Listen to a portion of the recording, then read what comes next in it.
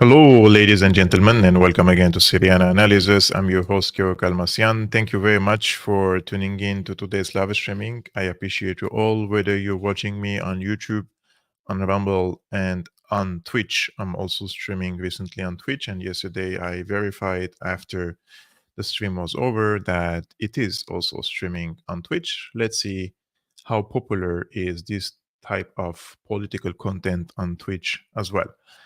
To be honest with you, I also like this type of Q&As from you because I want to establish communication and more like a more personal relationship with you, and your questions are very important, and I think you also deserve to hear the answers of these questions from my perspective.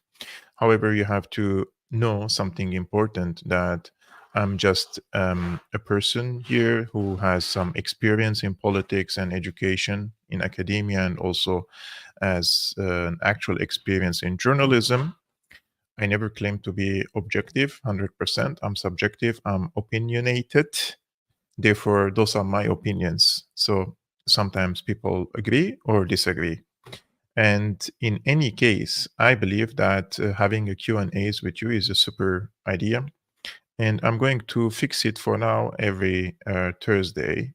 Today is a Thursday, right? Yes. So every Thursday, this would be a great time for us to have a Q&A type of discussion. Before I start reading your questions and answering your questions, as you may know, there was this BRICS economic summit in Kazan, and this is an important meeting between different big economic powers around the world who met in Kazan. And Russia and China are leading this process of economic integration between different powers.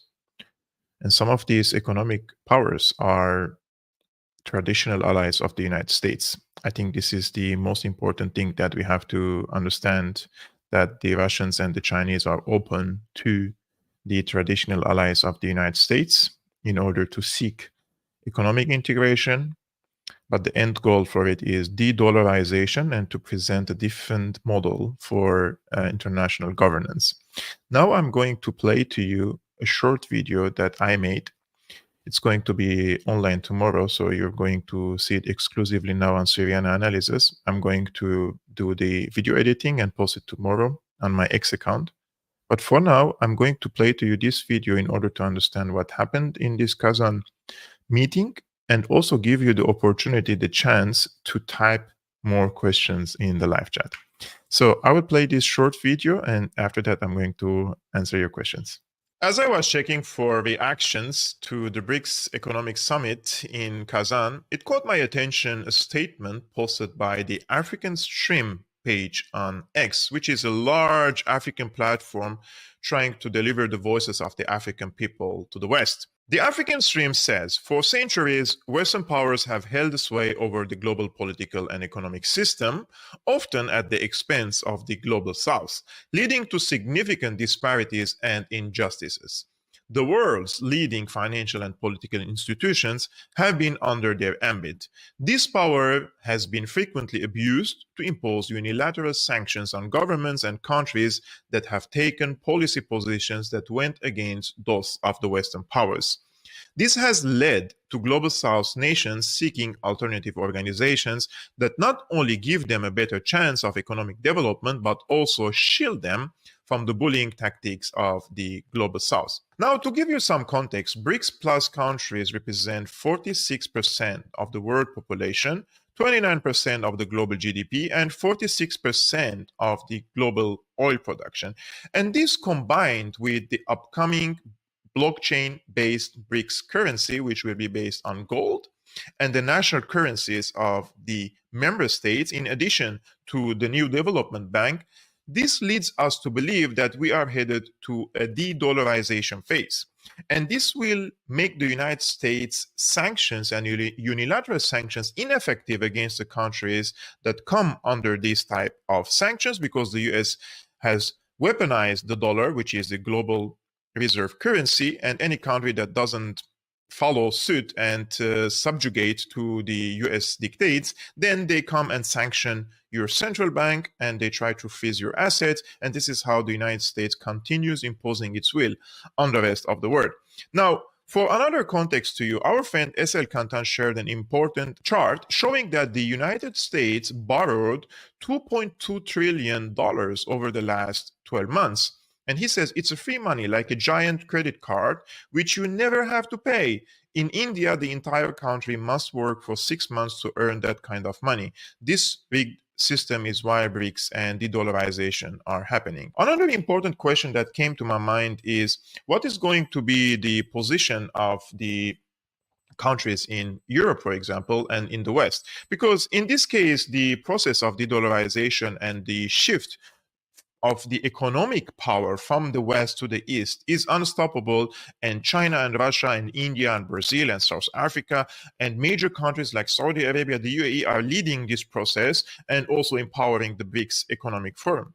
So, will the United States accept this process? That is the major question. And what is going to be the position of the other Western countries that are allied with the United States? Are they going to follow their own national interests, or are they going to continue in this stubborn policy, which is only counterproductive for them and counterproductive for their own economies, especially for the industrial countries who want to keep their status as an industrial power and be part in the global production and sending their products to the rest of the world? I think that this process is unstoppable, and it would be amazing if the West, especially the so-called G7 countries, join this process. I doubt it. So I think that there is going to be a phase where when the Americans would trigger major conflicts in order to stop this process, just like the one they're doing now in West Asia, in the Middle East, in Palestine, in Lebanon, in Syria, and probably soon in. So, in the context of this BRICS Economic Forum meeting and the economic integration between these different countries, I truly suspect that the Americans want to stop the train of the BRICS.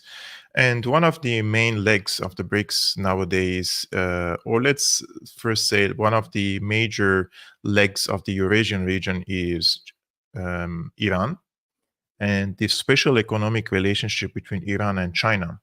Therefore, the Americans, the neocons and the Zionists and the Israelis nowadays, they are adamant on weakening Iran in the region and trying to stop this economic integration. One of the reasons why they are really insisting and persisting to hit Iran and cause a major conflict in the region is for the sake of this reason. Now, a regime change in Iran, it would be a major blow for the Chinese Silk Road Initiative, and it would be a major blow for the BRICS economic integration. Therefore, in this context, if you want to ask me, would China and Russia intervene in support of Iran? I believe if the US and Israel pose an existential threat against Iran, which means by extension, a major blow to the Silk Road Initiative and a major blow to the BRICS economic integration, then yes, I think that the Russians and the Chinese would be risking and would risk intervention and participate in a conflict for their own, let's say, strategic interest on the global scene. I would like to start today's Q&A with our friend Johan. Johan says, hi Kevork, did you find the differences between the Iraqi Ba'athist Party and the Syrian Ba'athist Party? Yes, I did some research about it. I myself was not very much aware about this. First of all, the Syrian and the Iraqi Ba'ath parties were both extensions of each other. So they came in the late 50s and the early 60s as the region was witnessing nationalist, pan-Arabist movements against, especially after the formation of the Zionist state in Israel. However, there was a time when a rift happened between the Syrian and the Iraqi Ba'ath parties, and this was in 1966, following a military coup in Syria led by the military committee of the Ba'ath party.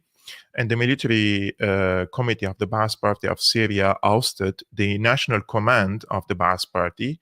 Back then was led by Christian. His name was Michel Aflaq and Salah ad-Din al-Bitar. Those who founded the Ba'ath Party. And this led to the establishment of a separate Syrian and Iraqi-dominated Ba'ath parties. Now, there are some ideological differences between the Syrian and the Iraqi Ba'ath parties. While both parties shared similar socialist and pan-Arabist ideologies, the Syrian-dominated faction leaned more towards a socialist and secular orientation, whereas the Iraqi-dominated faction had a stronger emphasis on Arab nationalism and Islamism at the same time.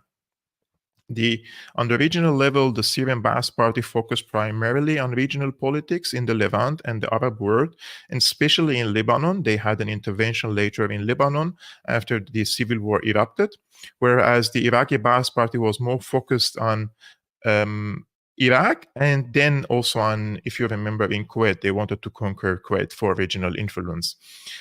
In the government roles, the Syrian Ba'ath Party still holds power since 1963, while the Iraqi Ba'ath Party has demised with the removal of Saddam Hussein in 2003. Now, there's something important that the Syrian Ba'ath Party had close ties with some communist parties and other left-wing groups in Syria and in the region. The communists themselves were divided among themselves, so some of them were allies, the others were not. Whereas the Iraqi Ba'ath Party had close ties to more Islamist groups, including, and most importantly, the Muslim Brotherhood.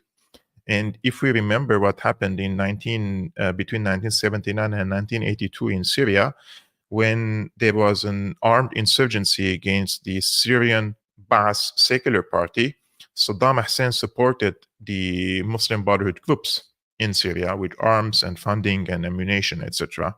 This is one of the reasons. This was one of the main, let's say, triggers that separated the Syrian and Iraqi Ba'ath parties. As a matter of military involvement, the Syrian Ba'ath Party was involved in Lebanon, the Lebanese civil war, for example, and they have fought against the Muslim Brotherhood insurgency. They have fought against Israel in 1973. They have fought against Israel in Lebanon in 1982. Whereas the Iraqi Ba'ath Party was involved in the Iran-Iraq War and the Gulf War in 1990s, and then in 2003, for sure. Now, there is something important I want to mention about Iraq's, let's say, Ba'ath Party. There are documentable evidence that Saddam himself was pumped into power or supported to become president when the Islamic Revolution happened in Iran. The United States wanted a counterbalance in the region because they didn't want to see an anti-Israeli country dominating the region like Iran. So they supported Saddam Hussein. And at the beginning of the war between Iraq and Iran, and during the discourse of the war, the United States supported big time the Iraqi side through Saudi Arabia, Kuwait, and other regional countries. There were also secret, let's say, support for the Iranian side when the Iranians were out of ammunition, and the Americans, and I think even the Israelis, gave some weapons back then to the Iranians. So those are the major differences, in my opinion, between the Iraqi and Syrian Ba'ath parties. Our friend Cesar says, hello, Kevork. John, do you think the Treaty of Moscow of 1921 between Turkey and Russia is still in effect honored? How does this relate to the occupied Syrian territories and the Russian support? I also did some research because you posted this question in advance, and I found out that the Treaty of Moscow 1921 between Turkey and Russia is still relevant in terms of its territorial implications. The treaty defined the borders between Turkey and its neighboring countries, including Armenia, Azerbaijan, and Georgia. However, there are some key points that I want to highlight here.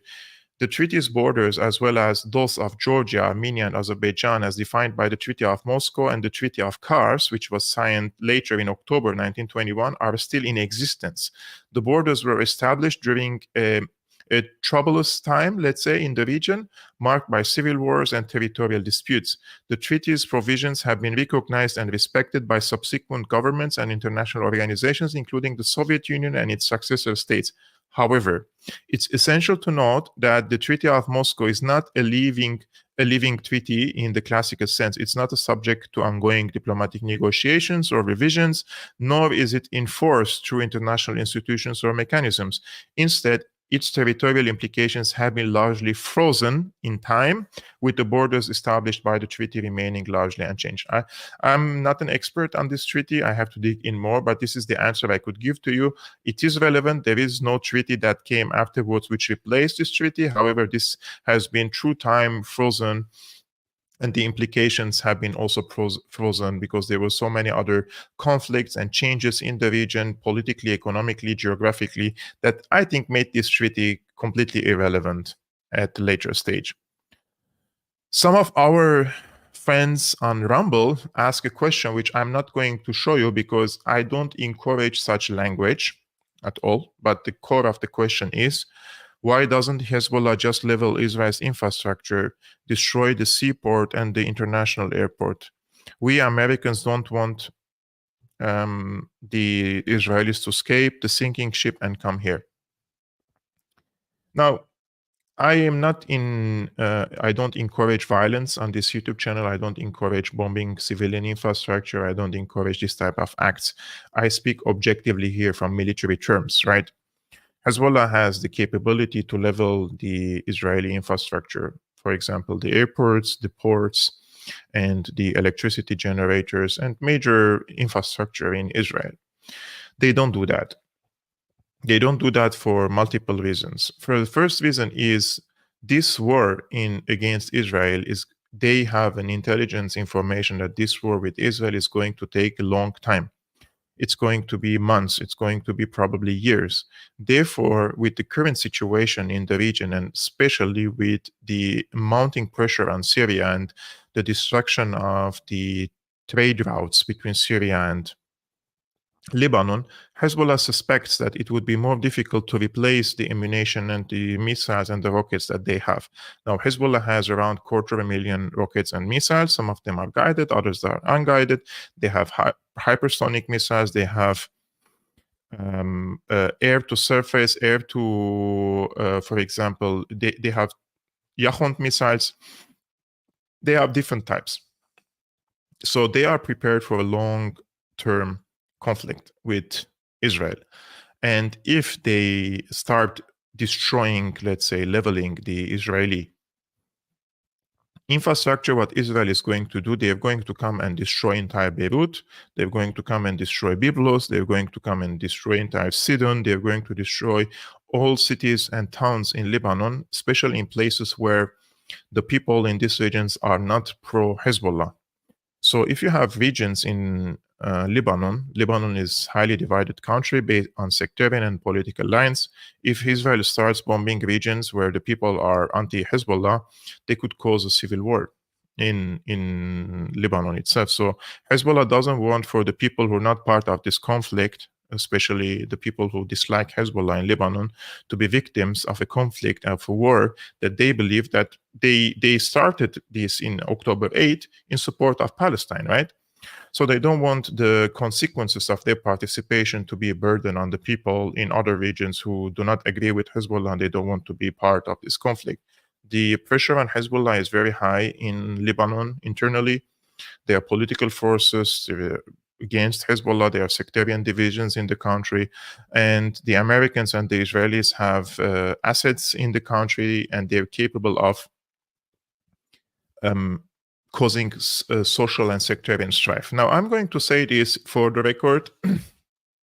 I hope it never happens, but I'm going to keep this live, and later this will be posted on video on YouTube. If there is political power, if there is a power who wants to cause a civil war now in Lebanon, I think that this power would assassinate a political or a media figure in Lebanon who opposes Hezbollah. and there are many. There are big names in Lebanon, in the political circles and in the media circles. If I'm saying they want to cause a civil war, I think that the Israelis and the Americans are capable of just doing an assassination against any of these figures, blame Hezbollah for it, and cause civil war. So I'm just going to keep this for the record if, God forbidden, in the near future something like this happens. So I'm going to what degree of autonomy does the Kingdom of Saudi Arabia have with the BRICS?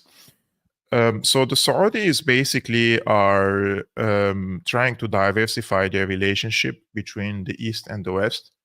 And the Saudis see that there is a window of opportunity for them to diversify this relationship, especially when it comes to economic integration with the BRICS countries. Saudi Arabia is still heavily, let's say, embedded with the US, and they want to strike a major defense pact with the United States on the long run. However, at the same time, they know that the circumstances are very dire in the region after October 7, and they cannot come and normalize relations with Israel now in exchange for a defense pact with the United States. So they're playing on all sides, just like Turkey is doing. Turkey's Erdogan is also diversifying the relationship between East and West and trying to get the most benefits from all sides. And that's why the West, especially the US, is very angry now at Erdogan for going to the BRICS summit. And this is beyond BRICS as well. The political leaders who participated in this BRICS summit, which was huge in Kazan, this has also shown that the sanction regime of the West against Russia is ineffective. I mean, they have thousands of sanctions against Russia. The most sanctioned country in the world is Russia right now, by the European Union and by the United States. But because the West has thought for a long time that its sanctions can subjugate anyone, they thought that this would be a similar thing for Russia. They miscalculated the capacity of Russia for diversifying its relationship with China, strengthening its relationship with China, with India, with Iran, Saudi Arabia, the UAE, major, let's say, oil countries, and also economic powerhouses. And this has led one of the consequences of these sanctions was that Germany is getting deindustrialized nowadays. Germany is no longer the economic powerhouse that it used to be. And other circles of power are arousing and spawning from this crisis. So this is a very serious question that I ask, and I hope that Germany would join BRICS, would join the multipolarity, but it's not going to happen under current, first of all, mentality that governs in Germany, and also with the current political parties in Germany, it's almost impossible. So unfortunately, Europe is also headed to certain, I'm not going to say demise, but because the US empire is in demise, the Europeans are going with the United States. And France is the only country under Macron now says that the United States doesn't care about us. We have to find our own strategic interests. Yeah, but how? Do you really have strong independent foreign policy approach to do that? That's a real question. So one of our friends says, can you explain what Hamas did in Syria and why they wanted to reconcile, and Hezbollah's role in that? Plus, if Trump wins the election, would it affect the Russian and Iranian relationship? Now, Hamas had offices in Syria, headquarters. They had brilliant relationship with Damascus, with Assad. And Assad gave them all sorts of support, political, logistical, military, financial, all sorts. And he came under immense pressure by the United States to close Hamas offices in Damascus by the United States after the invasion of Iraq. And he said no. He challenged the United States for the Palestinians and for Hezbollah. But in 2011, during the discourse of this Arab Spring, which was an Arab autumn, Arab winter, black winter, dark winter for the Arabic people, The Qatari side and the Turkish side have been given larger roles in the region by the US. And the Obama administration had a strategic vision of bringing the Muslim Brotherhood groups to power in Egypt, in Tunisia, in Libya, and Syria, and to Islamize the region, basically. And if the region becomes Islamized, if all the neighbors of Israel are Islamic, why would anyone dispute the Jewishness of the Zionist state? Right? This is one of the reasons. The second reason was because once you create Sunni Islamic countries in the region and you radicalize them through different means, ideological, media, political, money, and you create an anti-Shia sentiments in the region, sooner or later, these countries will become all anti-Iran. So they wanted to also encircle Iran. So those were the implications. This is what the United States wanted. Now, during this time, Hamas's main supporter was Qatar and Qatar, basically. The main money was coming from Qatar, and Qatar had exerted pressure on Hamas to become on the Qatari side, and they did. In 2012, Khaled Meshal was in Damascus. He left to Qatar, and since then they became like enemies with Syria. Not only that, some of the Hamas members in Damascus, in the Yarmouk camp, they formed a military unit, let's say, and they fought against the Syrian army. This is the unfortunate truth about what's happened. Now that the regime change war failed in 2017 and 18, Hamas also received some mistreatment by Qatar and Turkey, because Qatar and Turkey don't have principles when it comes to the Palestinian cause. They are the Erdogan uses the Palestinian conflict to gain leverage and influence in the region, and the Qataris basically they could sell their their sons and their mothers if the Americans tell them something. It's the biggest American base in the region is in Qatar, and it is labeled as a major non-NATO ally of the United States. So when this pressure mounted against Qatar, the Hamas political bureau, headed back then by Khaled Meshal, they started to return to Syria, not to return, like to restore ties to Syria. But the Syrians said, we will not trust Hamas like we used to do, and you need to make political and military changes. Most of the people who opposed Syria in Hamas were from the political bureau, Kataib Qassam or Qassam brigades, those who were in Gaza. They didn't really make, let's say, anti-Assad or anti-Syria efforts, militarily or politically.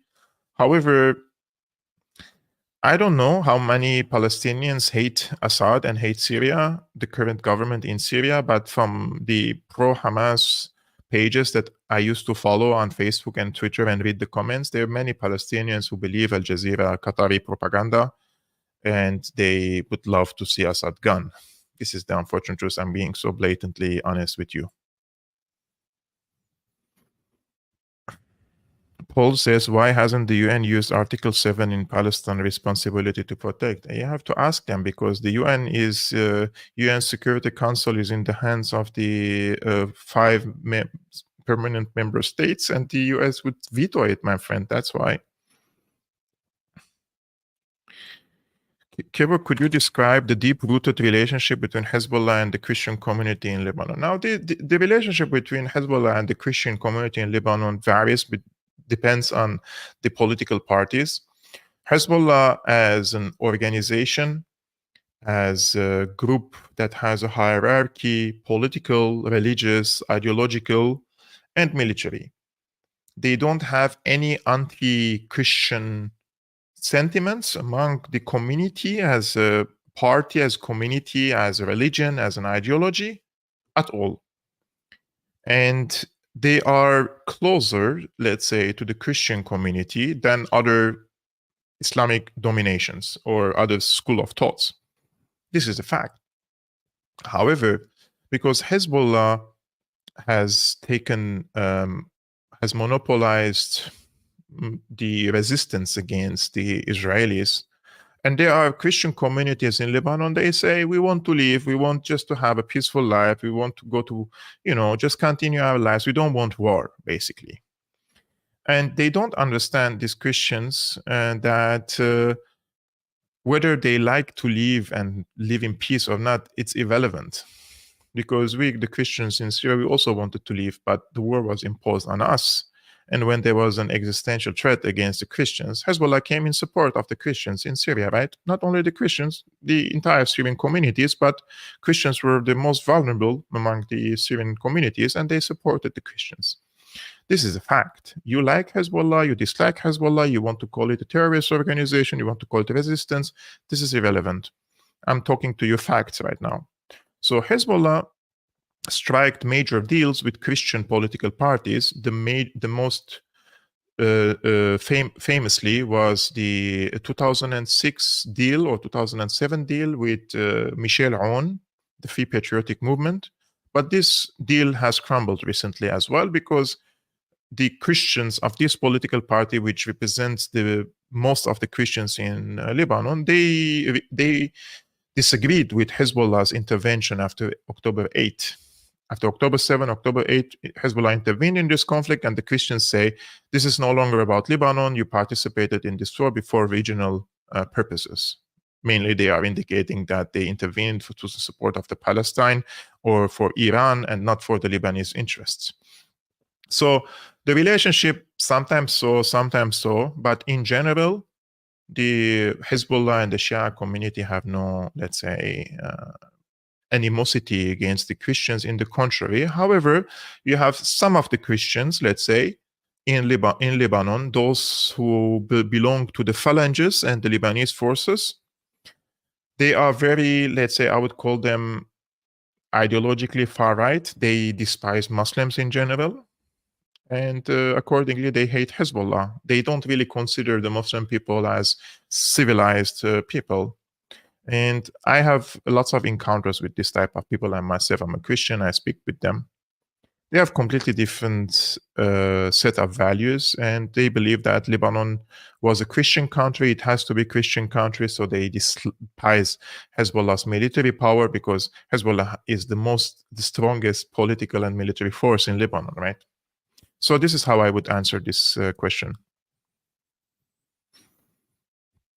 I already answered similar question. Kevork, do you think the likes of Egypt, UAE, and Turkey, Saudi Arabia are turning their backs on the US? They're not turning their backs on the US. They're trying to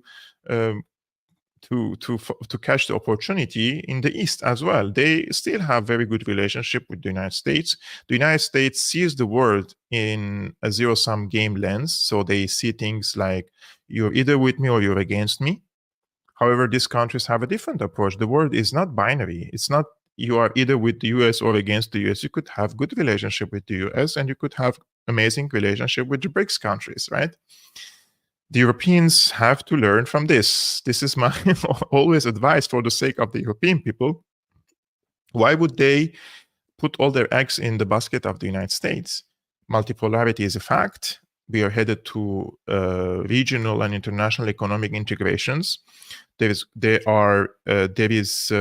parallel economic and financial structures are being built by BRICS. There is going to be the blockchain-based digital currency of the BRICS, based on gold and based on the national currencies of these countries. So this is a window of opportunity for everyone to jump this wagon and benefit from it. Why not? Egypt is an almost bankrupted country. The UAE is a strong economic power. Turkey and Saudi Arabia, they would get lots of benefits from it. So the world is not binary like the United States wants us to believe. I'm one of the proponents, like Germany should be part of multipolarity. You know, I live in Germany and I would like to see Germany part of multipolarity, but unfortunately that's not going to happen.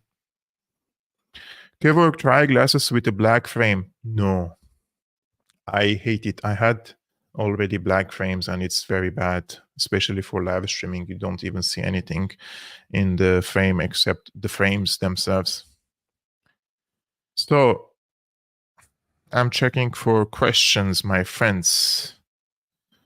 I'm serious. Change your glasses. No. How much pressure do you think the American how how much pressure do you think America's Muslim allies put to resolve the Palestinian issue? What kind of pressure? Does it make a difference? What more should they do? This is a good question. Actually, the biggest American ally in the Muslim world is Saudi Arabia. And Saudi Arabia is still speaking about two-state solution. Is there anyone sane in his mind who thinks that two-state solution is possible after what happened in Palestine with this extermination war? It's impossible. I always said now, and I will repeat, there is either going to be one Palestinian state, a democratic state, where everyone lives under rule of law and equal citizenship, or it's going to be an extermination of the Palestinians. I'm not saying that this is going to happen, but we're not. There is no third option, two-state solution any longer. And the Saudis speak about two-state solution in order for them to normalize ties with Israel. It's impossible. What could they do? A lot. Saudis have oil, huge oil, actually. The problem is that the Americans are now self-sufficient, that they don't need this Saudi oil, but the European partners need this oil. They could pressure the Europeans, for example, right? Germany, in this case, but they don't do much about this. Saudis are a major economic power in the region. So they could bring the Arab League countries together. They could bring the GCC countries together. They could bring the Islamic countries together and present resolutions in the UN Security Council, despite the fact that the Americans will veto it, but they could at least, diplomatically speaking, do efforts about it. I think that the Saudis can do a lot, and unfortunately, they don't really feel, the Saudis, that they're part of this conflict any longer. They just want to have their own economic vision in the region and be part of this civilized world, and see that Hamas, Hezbollah, also these types of armed resistance groups against the Israelis are just fruitless. And that what explains the media policy of the Saudi-funded TV channels. They are 24/7 circulating and recycling anti-Palestinian, anti-Lebanese, anti-Syrian content. So they're in a completely different place. Should Saudi and the UAE be trusted? For who? For who? It depends. The politics is not only about trust, you know. When you create economic integration and you pursue economic integration with any party, and you and the other side have enormous economic interests for having good relationship, then you have no choice but to trust the other side, and both sides could build trust through time. It's not like friendships between friends, right? Politics is different. So what is the standard Russia expects from independent states to not have too much of a bias from the West? What is the standard Russia expects from independent states to not have too much of a bias from the West? I truly do not understand this question, to be honest. Who bet on Kamala Harris win? Either way, they are both horrible. I mean, this discussion in the United States that who is worse, like every 4 years, like in the past 3 elections, the only thing that I hear, oh, this one is worse than the other one, you know, like it's not like better, it's worse. So at least the Americans know that both of them are horrible, and there is not going to be much of a change in the foreign policy approach. If Trump comes to power, this is my speculation, I think that he will try to freeze the conflict in Ukraine and restore minimum communication with Russia in order to focus in the Middle East. I think that this is a type of strategy that the Republicans think they are so smart that they would like to win Russia on their side, focus in the Middle East against Iran. And by hitting Iran, they think that they can harm China, because China is the biggest importer of the Iranian oil, basically. So on the long vision, they think that if they bring Russia on their side, then Russia will abandon China. it's a reverse Kissinger strategy in their mind. Because remember, during the Cold War time, the Americans had relationship with the communists in China, and they turned them against the Soviet Union. They think now they can bring Russia, it's a reverse Kissinger strategy, bring Russia on their side and turn it against China, or keep it passive when a war against Iran happens, to establish absolute dominance over the region and also to harm China. It's not going to happen. These people are completely out of their mind if they think they can fool the Russians and Chinese in this way. Hi, Kevork. If you were in Gaza right now and liked the axis of resistance, would you be disappointed with the overall reaction to the genocide, with the exception of Hez and Yemen? I would be more disappointed of. I don't want to use the term disappointed. To be honest, I would have expected more from Iran, and Iran is the participation of Iran in this conflict from the geopolitical standpoint is not enough. I'm not encouraging for violence. Forget about violence at all. However, this conflict after October 7th, it has been shaped in a way that Israel is hitting the arms of Iran, trying to weaken Iran's influence in the region, and hitting its allies separately. And Iran retaliated twice after attacks that on its territories. It never. So the red line was not the extermination. The red line was the attack on Iran. And I think this sends a wrong message. Now, many people. I'm not saying say many people. Some people criticize me for saying this, but I believe that Iranians can do more. And when the foreign minister of Iran was in Damascus, I think this was 10 days ago or 2 weeks ago, in Damascus, it's reported that, or reportedly, he heard from Assad that Iran has to increase its participation because it's expected from Hezbollah, from the Palestinians, and now from the Syrians to join this conflict, whereas Iran is in the back, in the back seat. I think, yes, Iranians should see this as an existential threat against them and not only against the Palestinians. I don't know, my friend, if the terrorist attack yesterday in Turkey was a CIA operation. There are so many speculations. I would not rule out this possibility. However, I haven't seen I couldn't connect the dots or find the evidence. I didn't even research about this, to be honest with you. Do you think that the protests in Sueda and generally part of Syria south of Damascus are genuine, or do you think that it's another case of foreign intervention in an attempt to destabilize further? This is a very good question. For those who don't know, in the southern parts of Syria, in the governorate of Sueda, this is mostly Druze communities. They are anti-government protests. This is not my analysis. Now, this is a public information. You can Google it. You can search and you will see. Just write congressmen or congressman and U.S. congressmen and Sueda, and you will see there are at least 2 or 3 congressmen from the Republican Party are in direct contact with the organizers of the protesters in Sueda, and they call them and they publish about it that they have held talks and they're talking and coordinating against Assad. This is nothing but an orchestrated and engineered protests against Assad to keep the country destabilized.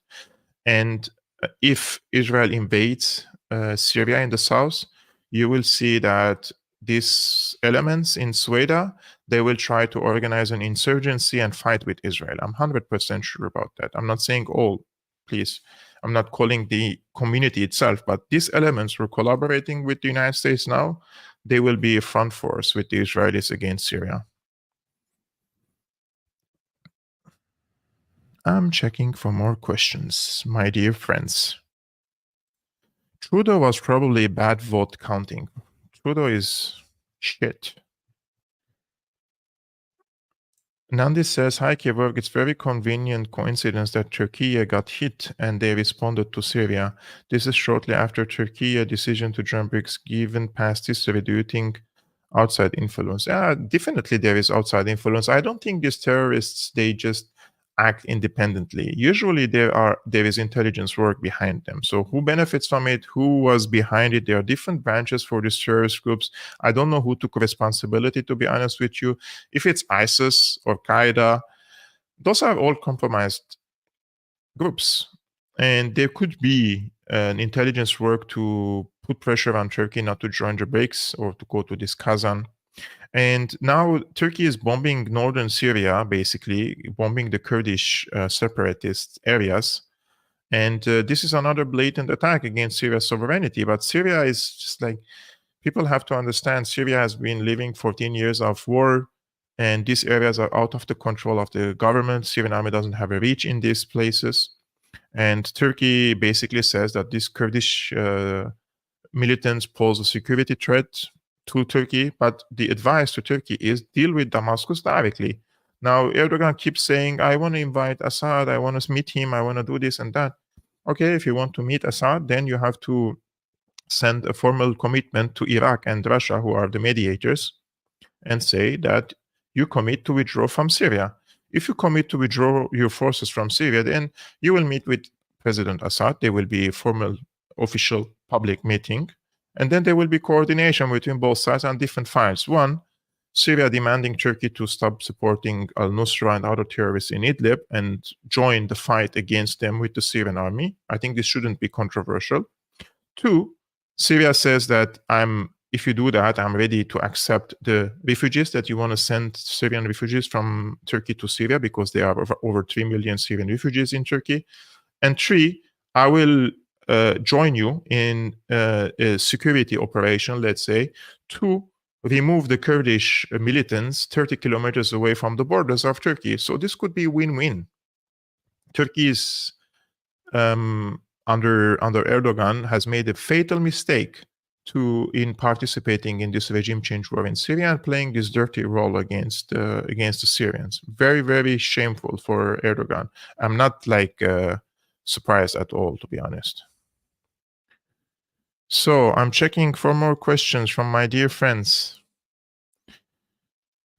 I'm seeing what Trudeau did was embarrassing, proud of the trackers, but clearly it was like the Occupy Wall Street protest. They did everything to shut them down to please the billionaire class. I totally agree with you, my friend. I was also in support of the trackers.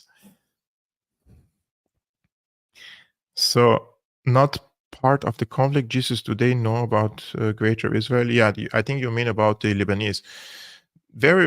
Many people are very delusional and do not underestimate the naivety and the political ignorance of many people, not only in our region, all around the world, basically.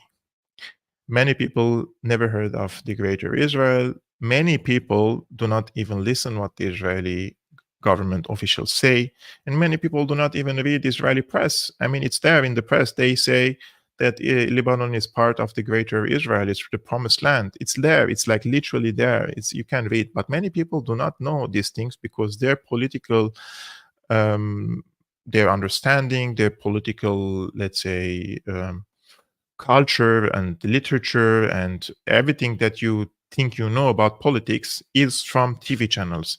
And in Lebanon, I lived in Lebanon. I know all the Lebanese TV channels. Each and every one of them is more horrible than the other. And you feel like there is no Lebanese channel that serve the Lebanese interests, like 100%. All of them are like belonging to some regional, international influence circles. And in Lebanon, like there is a chaos of media outlets, like hundreds of them. Every one of them speaks in a language targeted at certain community, and this community only watches this TV channel. So if you have like a Maronite community belonging to the Free Patriotic Movement, they only watch OTV. They don't even open or try to see any other channel. Like the Shia community which belong to Hezbollah, they only watch Al-Manar TV. And then if you are a Shia community from Nabi Berbi's Amal party, you only watch NBN, I think. Like, it's like there are TV channels for every political party, and everyone is only indoctrinated by this one single TV channel and some newspapers. Very, very sad. So I'm checking for more questions from my dear friends, because there are so many comments, but I check question mark. So if you're asking question, please put question mark for me to see. Do the terrorists still control Aleppo? Do you have any aspirations to return there whenever the terrorists are expelled? So the city of Aleppo was divided between 2012 and 2016 till December 2016 between West and East. And Eastern Aleppo was occupied by Al-Nusra Front, Al-Qaeda's franchise, and other terrorist groups. Western Aleppo remained in the hands of the government. However, all the suburbs of Aleppo were occupied by the terrorists, so they encircled the people who lived in Western Aleppo for 4 years.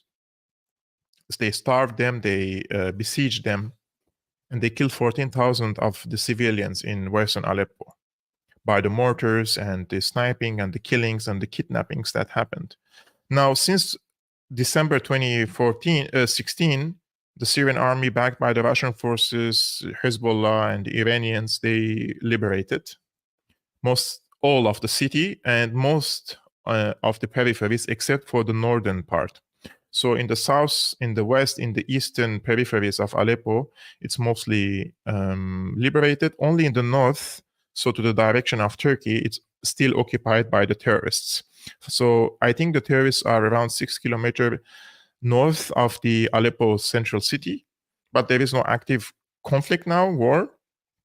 However, these Nusra elements have mobilized their forces recently to wage an offensive against the Syrian army forces. That's why the Syrian army sent reinforcement to Aleppo to repel any possible attacks by these Nusra elements in the north. Do I have aspirations to return there whenever the terrorists? So this question, it depends on the living conditions. Like the city has been liberated since 2016. However, if you want to live in any place, what are the basic necessities that you need? Services, right? You need electricity, you need reliable internet, you need clean water, you need clean food. So all this stuff, it's very, very scarce in Aleppo. And I have relatives who live in Aleppo at the current moment. And were it not for let's say, their sons or family members living outside, like in Europe or in the United States or somewhere else, sending them dollar money or euro money, they cannot survive. So if I want to go back to Aleppo and live in Aleppo or resettle in Aleppo again, and I want to continue doing what I do, I cannot do it because I don't have reliable internet there and electricity, the least to say, right? So, and if I go to Syria, if I want to resettle to Syria, let's say, I would prefer to resettle in somewhere near the Mediterranean, like somewhere on the near mountain hill in Tartus or in Latakia, close to the Mediterranean. That would be amazing. I'm becoming, maybe, I don't know, as I grow up, I'm looking for more peaceful environment, more green, more clean environment. You know what I mean? I think that would be a better option for me. So I'm still looking. Good question. Have faith. Okay. I'm going through the comments, my dear friends. Hello, Kevork and friends. Hello, Andres. Okay. Question mark. Is Sheba Farms part of Lebanon or Syria? UN says it's part of Syria. Is that true? I think no. Sheba Farms, the UN says it's part of Lebanon. Sheba Farms belong to Syria or Lebanon, according to the UN. I think, if I'm not mistaken, it says it belongs to Lebanon. Yeah. So we have... The United Nations doesn't explicitly declare the Sheba Farms as belonging to either Lebanon or Syria. Instead, the UN's stance appears to be neutral, acknowledging the disputed territory without taking a definitive position. In the 1974 map signed by Israeli and Syrian military representatives, the UN published a document showing the border between Lebanon and Syria, but the Shabaa Farms area was not precisely defined. This ambiguity has contributed to the ongoing dispute between Lebanon and Syria, with both countries claiming ownership. In 2000, the UN Secretary General Kofi Annan was informed by Syrian Foreign Minister Fawaz Shar'a that Syria supported Lebanon's claim to the Shabaa farms. However, the UN didn't publicly endorse this position, instead stating that the issue would be resolved through future agreements. So, in 2000, Syria said that this belongs to Lebanon. And I think why I would say the reason for it is because the Syrians wanted to give Hezbollah further legitimacy for carrying arms against Israel, because there are political parties, as I mentioned, in Lebanon, saying and claiming that Hezbollah is a militia. Why do they have weapons? Why do they have do we have a group that has weapons outside the state institutions? This and that. So if you have an occupied territory like the Shabaa farms, you have the legitimacy for resistance, right? And if the Syrians used to consider this as part of Syrian territory and then said that, okay, we consider this part of Lebanon, this would be the major reason, because they wanted to give Hezbollah further legitimacy as a resistance group.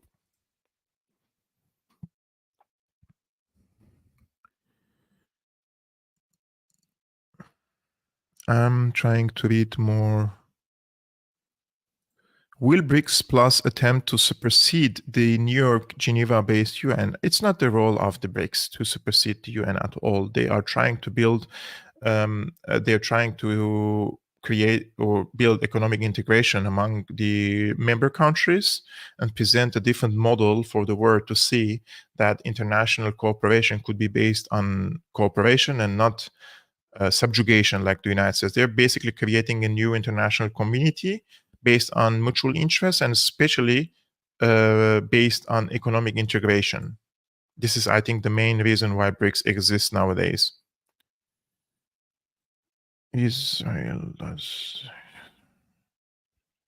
I'm trying to check more questions from my friend's question. By now, I think the Palestinians opened their eyes, or should have, because who is helping Hezbollah so they can support them? I think, yeah, many Palestinians now realize that their position, if they were against Hezbollah and Syria, was wrong. And the only parties who came in support of them were Hezbollah and the parties that they were told they're their enemies by Al Jazeera and other Qatari and Saudi-funded TV channels. This was a big lesson, but it was probably too late. So I'm checking for more question. If the United States doesn't leave the northeast Syria, is Assad okay with the Kurdish Federal Republic? Of course not. Assad is not okay with the Kurdish Federal Republic in northeast Syria. I have to explain to you something, my friends. I want to show you the map of control over Syria, just for us to understand the situation in a better way. Just for me to share with you the screen. So this is the map of control over Syria, right? And these yellow parts are occupied by the Kurdish militias. And to your question, my friend, the Kurds live in this yellow area, right? And they are they don't represent the majority of this area. They are occupying 1/3 of Syria, half of Syria's oil refineries, and most of Syria's wheat fields, right? So they have the grip over the energy and over the food baskets. However, these yellow areas, it's not majority Kurdish, it's not populated by only the Kurds. They are Arabs, they are Assyrians, they are Armenians, and the Kurds are minority in this yellow area. However, they are governing this area only thanks to the presence of the US occupation forces, who have established a military force for the Kurds called the Syrian Democratic Forces, and they give them all sorts of weapons and cash money in order to continue occupying this area. So it is very unfair for the Kurds to occupy 1/3 of Syria, to create a federal governance for them, whereas they are minority in the area that they occupy, while they're imposing their will on the rest of the Syrians, and they're holding their natural resources exclusively for them. Unfortunately, saying also, if you want to know, just type the map of the Greater Israel, and you will see that the map of the Greater Israel, it ends in the bank of the Euphrates River. And where is the Euphrates River? Again, this is the map, right? This is the map of control over Syria. So this is the you see, this is the Euphrates. This is the Euphrates, and it's running all the way here. So who controls, if there is a Greater Israel that stretches all the way to here, who controls the eastern bank of the Euphrates, this yellow side, is the Kurdistan. This is according to the Zionists, right? So again, this is also something that we have to discuss thoroughly and tell the people the truth. The Kurdish project in Syria is a Zionist project. It's supported by the United States, and they're holding Syria's natural resources hostage. And that's totally unacceptable, in my opinion. Kevork, any word if any American troops are injured or killed from the attacks in Iraq a few days ago? I don't know, my friend. I can't answer that question. Piers Morgan claims 70% of people in Lebanon is against Hezbollah, only 30% for. What is your assessment? So, first of all, he has to prove if 70% of the people are against. I think that the Shia community in Lebanon are over 30%, and the vast majority of them support Hezbollah. I think the division would be more 50-50 in Lebanon, and sometimes it goes higher, 55% to 60% pro, and sometimes becomes like 50 or 45%, something like that. But Hezbollah Hezbollah and its allies had the majority in the parliament in the past years. So it doesn't make sense for Piers Morgan to say 70%. If it's a 70%, and if there are elections, then the anti-Hezbollah people should win the elections, right, for a majority. And it doesn't happen. Wow, I think the questions are so many. I don't know if I should start making like 2 live streamings to answer your questions, because we are over 1 hour now. And I would like to thank you for tuning into today's live streaming, guys. I really appreciate it. And if you're liking such content, I would really encourage you to hit the like button before leaving this live streaming. And I truly apologize if I couldn't answer some of your questions now, but every Thursday I'm going to do Q&As. So I highly encourage you to come and post your questions in advance. Those who are posting at the beginning, I'm being able to answer them quicker. And if you like what I'm doing, check if you're subscribed. That would be amazing if you subscribe to my YouTube channel. And if you like to support my work, you can become a patron. The link is scrolling on the screen, patreon.com/Syriana Analysis. And I have an announcement.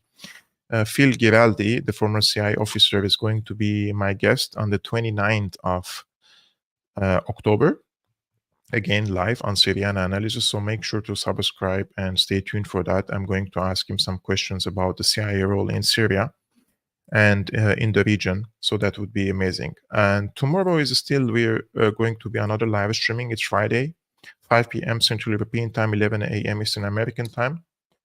I wish you peace. So peace be upon you and upon your families. And I truly apologize if I couldn't answer to some of your questions. So we'll see you next Thursday for another Q&A. Salam.